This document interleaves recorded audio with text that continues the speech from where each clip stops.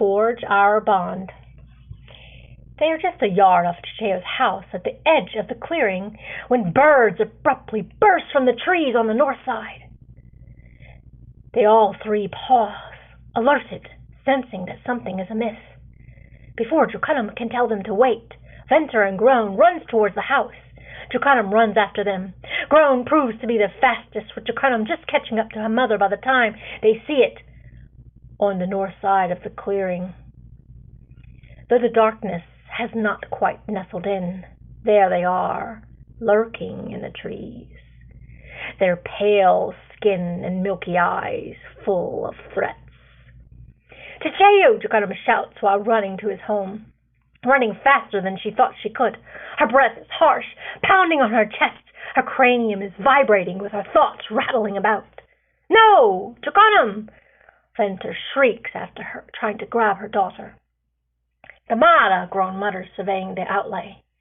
The Nedenjar begin hissing when they see Jocunum in the clearing.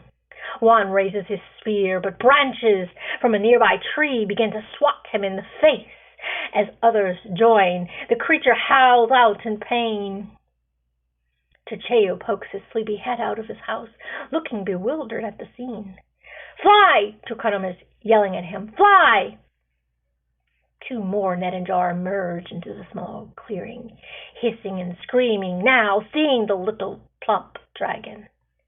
Chayo stands, staring, intrigued by the strange creatures before him. "Fly now!" Jocunum demands, trying to open his wings herself. He doesn't budge. She pushes him away with both her hands. "Go now! Remember what I said!" A jagged spear launches at Chayo, but is knocked off course by an arrow cast from the woods. Chayo becomes startled, realizing for the first time that he is in danger. Dumbfounded, he tries to hide behind Jocunum, while angry Nedenjar snarl, approaching them steadily. "No!" Jocunum stomps her foot. "Fly!" Frightened, wide-eyed Chayo spreads his wings and rises up timidly, lifting himself higher with more spears soar into his vicinity. Bewilderment encompasses him, but with great reluctance he ascends higher and higher as more spears are released in his direction, until finally he flies away. "Go!" Jocunum shouts one last time before a Nedenjar lunges at her with a nasty, twisted, serrated blade. She turns around just in time to see it crumple over with several arrows protruding from its back. The back of her arm burns and feels wet. The tip of the twisted blade next to the Nedenjar's body is bloodied, and a piece of her red dress is attached to it. Her eyes are drawn up to see Chayo flying southwest. "Oh, Damana!" she exclaims to herself. Spears are heavily launched at him, but Jocunum can't determine if any hit, nor can she stay there any longer. She is in danger.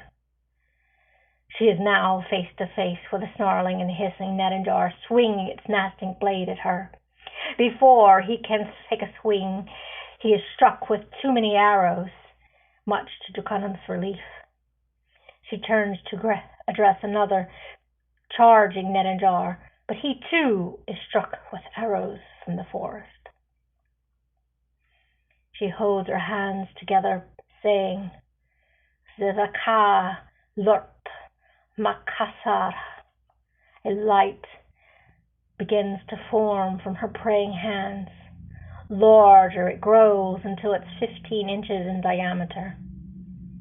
She lets it rise above the clearing, causing the Nedenjar to hiss more and back away, covering their eyes.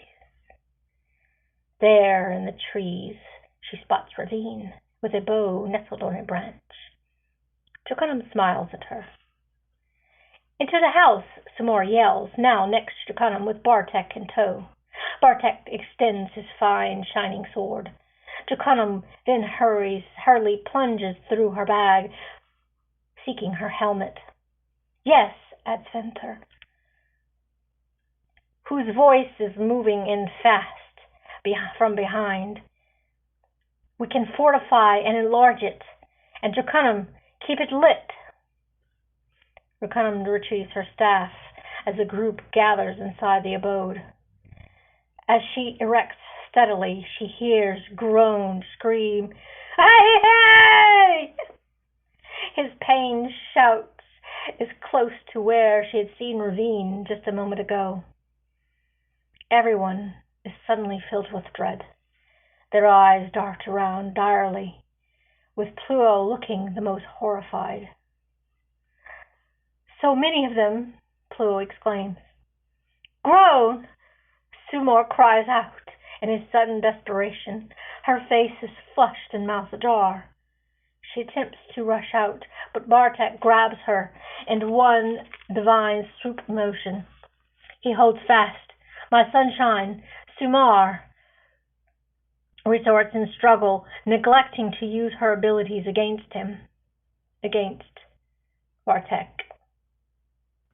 Jocunum gives her light bubble to Pluo. "Wait here," she tells him.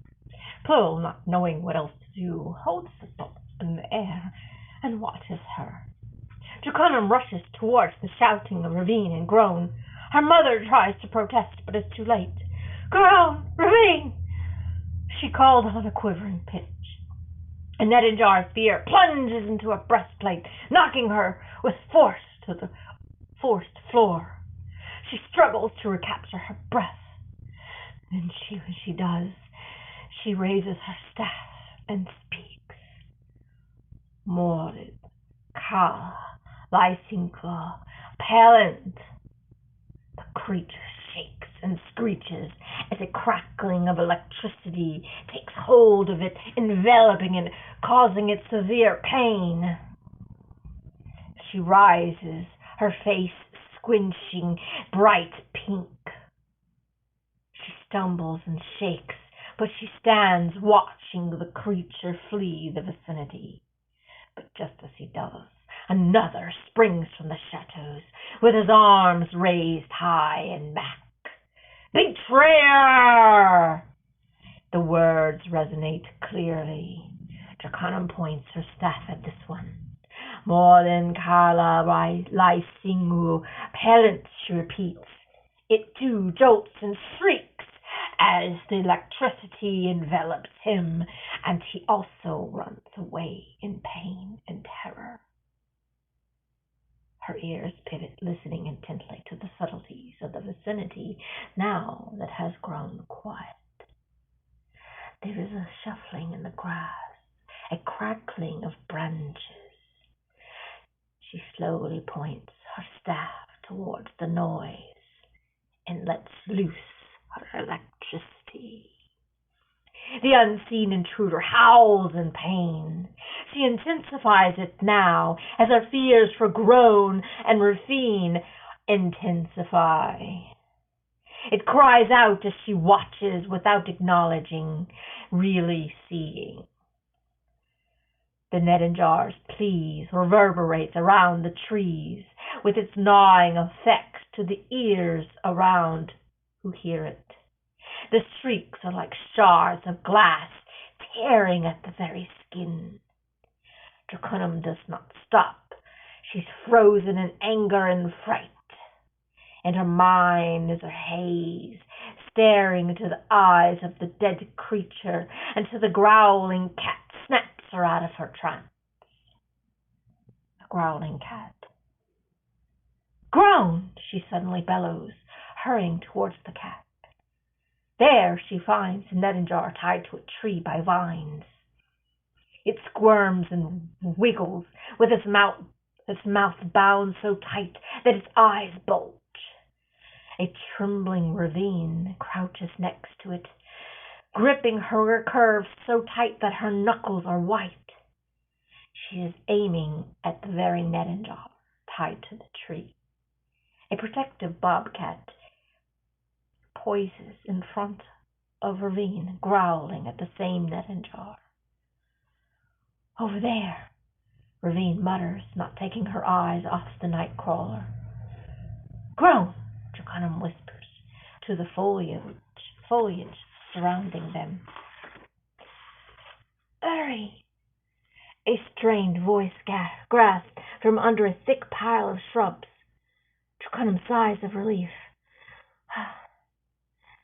"Those are scouts, and more are coming," Groan warns. "Are you okay?" Draconum asks Groan as she extends her staff towards the netting jar, with eyes sharp as glaciers. Without waiting for a response, she mutters, "Forgive me." She chants those familiar words, releasing the familiar electricity. It envelops the creature. The creature howls, much as the same as the one before, but screams raking at the hearts of the bystanders.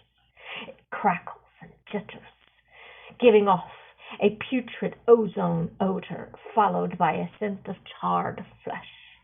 This time she looks away, but Ravine looks on, with mouth agape, eyes glazing over the expiry scene. Ravine grasped, turning to Draconum with trembling body and disbelieving eyes. Draconum addresses the bobcat casually, as if no horror has just taken place. "Go tell the Yo that they are here." The bobcat runs off obediently and immediately. Draconum creates another light from her staff. Boot. With the light, she can see that Groan is only a few steps away. Getting closer, she sees that his face is contorted and twisting in agony. Ravine screams, seeing him for the first time since his injuries. Draconum grimaces. Her heart plummets to her gullet. "Can you walk?" she asks, trying to steady her voice. Inside her, there is a panic that only her strong resolve can tame. The scene is unsightly. So much blood it is hard to tell where his injuries are. It is an effort to hear him over Ravine's hysterical sobbing. Frustration threatens to overwhelm Draconum. "Ravine, grab his left side," she orders Ravine gruffly. "I will get the right." Ravine shuffles over her sobbing. Hesitantly, she takes a few steps, trembling profusely. "Damara!" Draconum yells, in an irritation tone none have heard before. "He needs you now. More are coming. Do you want to get us killed?" Ravine nods, now moving quickly, now terrified of Draconum. She bends down, grabbing his left side. They both huff together, lifting, groan. Oh! He raises his voice, then he shouts. His wails are screeching, nail-digging wail. Sharp, it stretches out far into the air. Tears rain continuously down Ravine's face as they heave his limp body. They stagger and struggle under the strain. Groan closes his eyes, making occasional grunts and ahs here and there. Unexpectedly, Draconum slips, nearly dropping her end. The jerk and jolts into his body causes his eyes to pop open wide with fierce wincing. He stiffens and stretches, then he goes still. "No!" Draconum shouts. "Stay with me! Just a few more minutes! Just a few feet! Stay awake!" Just then Bartek appears, with Sumar in tow. Sumar gasps with agony and panic. Her mouth seems frozen with some unseen thing, as if it's prying it open and siphoning out her voice. "Aunt," Sumar says, face red with strain from the weight. "It's okay." She glides over to Sumar with her eyes in empathy. Bartek, seeing the girl's strain, gallantly relieves Draconum of her burden. Draconum, in turn, succors Ravine with the lower half of Groan. Groan's head bobs unconsciously when Bartek lifts his trunk. "Wake up," Draconum demands. "It's futile." "Let me help, Sumar, please." Make him a pallet to rest on in Chicheo's house, Jukunum tells her, walking backwards with Groan's legs. Right away, Sumar answers with tender hooks. Her wet face glistens in the moonlight. Chicheo's place has grown larger by the time they arrive. The slow, steady movements of the living structure can be heard clearly in a low pitch. Jukunum turns back, seeing her mother, who glances over at them. Venter avoids looking directly at Groan. We're stuck in here till the morning, but this house will withstand any nasty attack the Netinjar can devise, Vitar says between her sing-song lullabies of building. Here, Samar says, patting a lush, raised green patch of soft, fat grass she created to cushion Groan. Jukunum lets Bartek lead, holding the top portion of Groan. Once he is in position, they allow him down gradually. Groan grunts slightly at the shifting. Good, Shinlin says, relieved. He's still alive. Plo takes a few steps closer to Shinlin, but Shinlin stops him. We are lookouts, remember? Yes, Uncle, Plo mutters, nodding and returning to the door, pale-faced and ill-looking. Are you okay? Shinlin asks him. Better than him, he says, pointing to Groan. Jukunum lets go of Groan's leg and moves herself into a good position over the bloodiest part of his pants leg and lets out and begins to cut away the foliage and cloth beneath it. I know you will save him, Samar tells Jukunum, kneeling down next to Groan, kissing him on the forehead. Yes, Jukunum mumbles, keeping her eyes fixed on his injuries. Ravine moves to Groan's other side, taking his hand tenderly. He saved me, she tells his mother with swollen eyes. They were coming up the tree to get me.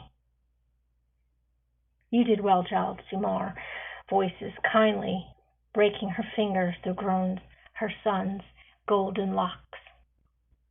The Netinjar are to blame. Her voice is dour as her expression. Venter can be heard sniffing between her songs. The woody stems creak light as they are creeping and weaving to form layers of the wall. Fresh aroma of sage and thyme glides smoothly around.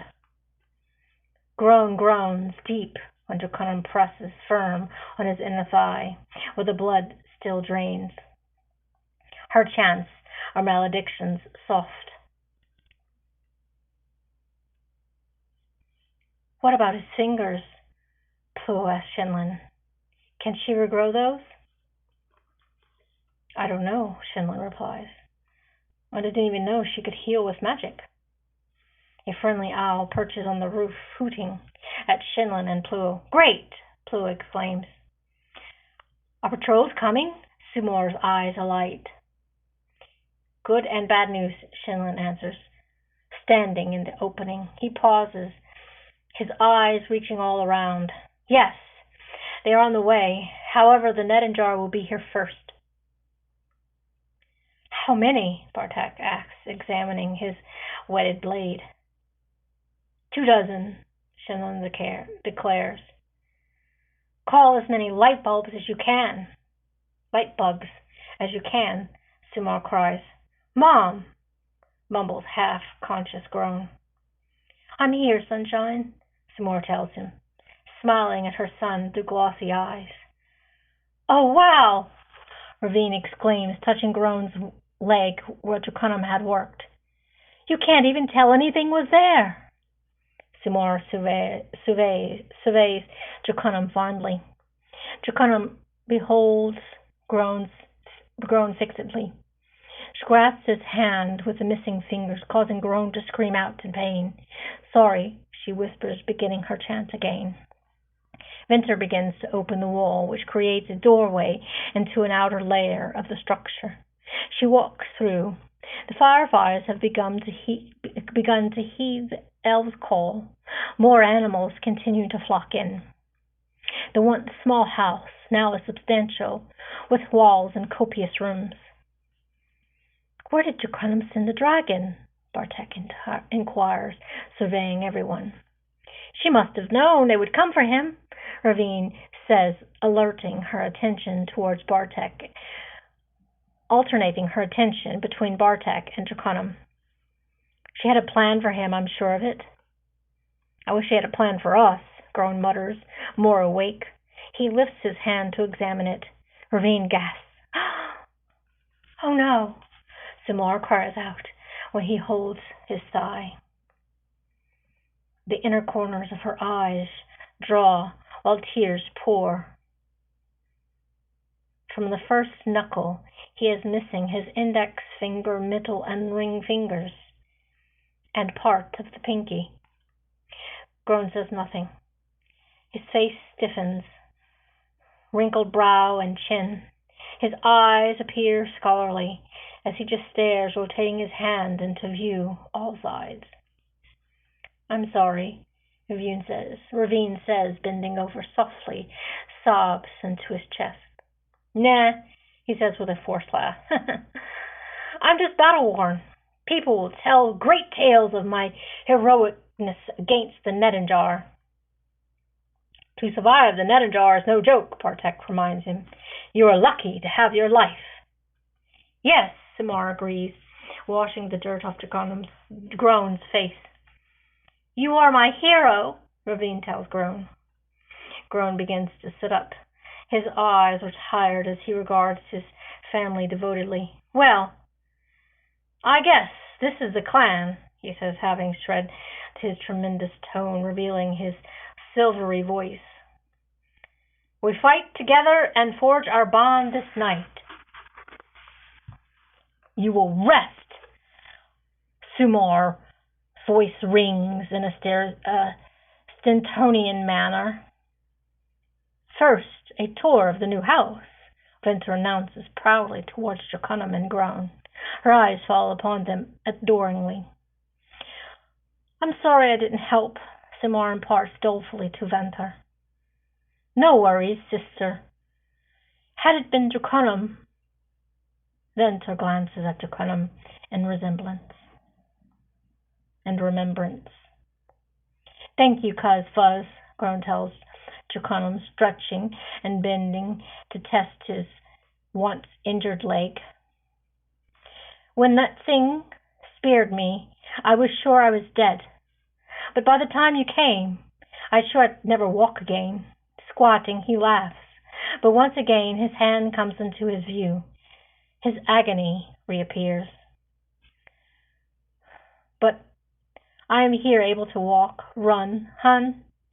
It's all good." Jocunum grabs Groan's lame hand and locks her eyes to his. "You are a builder," she exclaims. "Build fingers, and you can shoot your recurve again." His dim eyes shine bright at the sound of it. His mouth opens with excitement. "I can!" he exclaims. "Thank you!" He hugs Jocunum with renewed enthusiasm, and then he makes his way around the house, hugging everyone all at once. When the wolves and Chatha have made their way in, he hugs them too. Jocunum readies herself for battle, placing her helmet upon her head. "It is good to be alive," Groan rejoices. "Let us see this place, aunt." "Let us plan our defense," he begins to hum. His vest grows with low crunching noises, stretching over his torso and gradual procession. Vines wrap around his hands, extending his fingers. They thicken as more matted layers form. He tests them. "I'm not sure if they could grip," he says, with a furrowed brow and a mouth curling to the left side of his face. "I will surely give it a try." Sumor frowns at this. She had hoped he would rest. Jocunum opens her mouth to speak, but her aunt speaks first. "I am going to seal the entrance," Sumor announces, with her lips pursed. "They will have to burst in to get us." I don't want to be boxed in, Draconim asserts. They want the dragon, not us. We wasted too much time here. That is absurd, Bartek retorts. They are savage beasts, best to wait it out. They are intelligent savages, mind you. In fact, they are elves, Draconim informs them. Gasps resound around the room at this. Draconim considers the group, then comes out with it. The council has hidden the fact that they are Half-Jarians, or once were, distorted from being underground, but yes, that is what they are. The group appear astounded to hear such a thing, but they look on, unquestioning, knowing Draconim's devotion to them, eager for her to explain. So she does. The dragons were their cause to hide nearly 1,000 years ago. It is the dragons that they have their vengeance towards. When the dragons came to claim our land, they were the ones who protested and fought back. This is why the Nedenjar will return to kill a dragon and us if we get in the way. We are inconsequential. But it does not matter that they can see in the dark, and we cannot. They cannot blend into the forest as a builder can. We can hide and fare much better out there than cooped up in here, where we risk being surrounded and burned out. Is that what you want, to be burned out? They stare at the unbridled truth. A paroxysm ensues. Eyes widen and dart around, wide and racing thoughts wrestling with reason. It clashes and settles until the Nedenjars are recast into their minds. "No way!" Pluo exclaims. "They really are cannibals, then," Groan blurts out wide-eyed. "Yes, some," Draconim remarks grimly. "I suppose that time had a way of altering them," Samar avers with a shiver. Vetter retreats to Samar. They cuddle. "Yes, time has a way." The twins' eyes seek out Ravine and Bartek in rumination. "That is horrible," Ravine exclaims, grabbing Groan's good hand. "What is there to eat underground but grubs and bulbs and seeds and—" Shinlin walks over to Venter and Sumar. "Now I do pity them," Shinlin expresses, regarding Venter. "We must leave at once," Draconim announces. "Rendezvous at Shinlin's? It's the closest and safest." "But I spend all this time fortifying this place," Venter protests. "Mom, these animals will die for us," Draconim tells her, pointed to the wolves and various cats and chaffas. The group fixes on all the animals that have arrived and still coming, emerging to protect the Half-Jarians. Venter bends over as a loving pet to some of the wolves, as if they were her dear children, and she sighs. "All right, let us go then." "She is right," Shinlin agrees. His eyes fall upon Draconim amidly. Groan just nods. "I will cover Ravine. We will go unnoticed in the forest. I don't wish to be struck again by those nasty blades." He shivers, remembering his experience. "Mom, you can conceal Bartek. They can pass by us and never know. We should move separately, except for pairs," Bartek adds, paying heed to Groan. "What about you?" Venter asks Draconim. "Will you not pair with Pluo?" "Don't worry, Mother," she answers with a sly smile. "I can blend in just fine." And then Draconim becomes invisible before their eyes. Everyone gasps. Pluo bursts out, "Me alone?" He doesn't even consider pretending to appear brave in front of Draconim or anyone else. His attire is in the raw. "I won't stray too far from you, then," Draconim assures him. "I'm so frightened," Ravine declares after hearing Pluo. Her stomach crunches and twists in ill-fashionable ways. A numbingness encompasses and plagues her soul. Groan's vines rapidly grow, covering his head and shoulders. I've got you. Don't worry, he reassures Ravine, though inside he too harbors the same appalling fears. We are all frightened, Center tells Ravine before noticing Pluo's dread. Pluo, she beckons to him, soothing. Yes, ma'am, Pluo utters, attempting to gather his bearings. Your uncle and I are going alone. You will do fine if you don't talk. Regulate your breathing. Hold your breath when they come too close. You will be fine. The military soldiers will be here in good time. Her advice is for herself as much as for the young man. She, too, detests braving the dark with night crawlers about. Yes, ma'am, he phrases, though his heart is not in his words. His heart lies upon the floor beneath his feet. His legs are heavy, as if filled with lead. Nausea falls over him. Shinlin pats him on the back. Start growing. They are almost here, if not already. He, too, is threatened with tremors.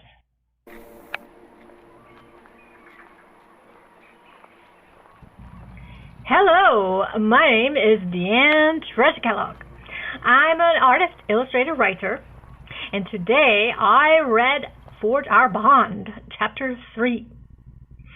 If you'd like to follow along, Book 2 of the White Wizard of Haftar series, Collective Minds, I have already read the prologue, Chapter 1, Draconum's Celebration, Chapter 2, Family Escapade, Chapter 4, Kairos, Chapter 5, Matanu, Chapter 6, Civil War, and Chapter 7, Meddling Pair.